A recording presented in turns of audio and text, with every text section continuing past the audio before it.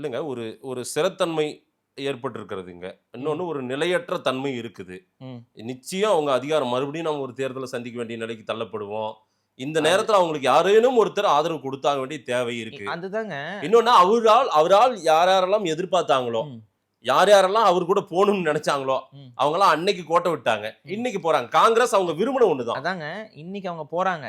இன்னைக்கு அவங்க போறவங்க, அவங்க மனம் உவந்து தான் வராங்களா? இல்ல அவங்க ஆட்சிய கவிழ்க்கணுங்கிற நோக்கத்தோடயே அவங்க கூட வராங்களா? அந்த அதெல்லாம் மாரிலாம் எதுவும் இல்ல. இவங்க ஏற்கனவே அவங்களோட போணும்னு ம். பெருங்கூட்டம் காங்கிரஸ்ல வெயிட் பண்ணவங்க.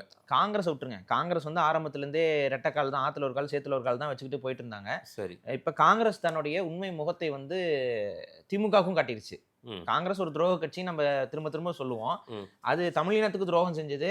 அந்த துரோக கரை அது கையில இருந்து போறதுக்கு முன்னாடியே இன்னைக்கு அது திமுகவுக்கே துரோகம் பண்ணிருச்சு.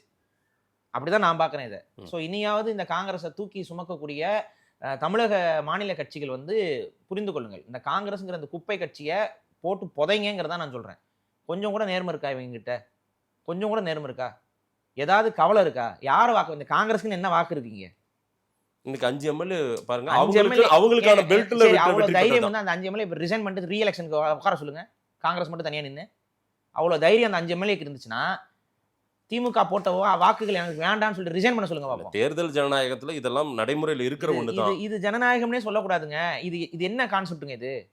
ஒ விஜய் வேண்டாம்னு சொல்லி வாக்கு போட்ட காங்கிரஸ், அதுக்காக வாக்குகள வாங்கிட்டு, விஜய் கூடவே போய் நிக்கிறது இது துரோக அரசியல். இந்த துரோக அரசியல ஆரம்பத்திலேயே தொடங்கி வைக்கிறாரே விஜய்.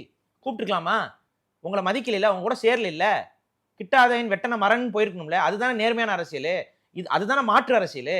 இதுதான் மாற்று அரசியலா? இது ஏமாற்று அரசியல் இல்லையா?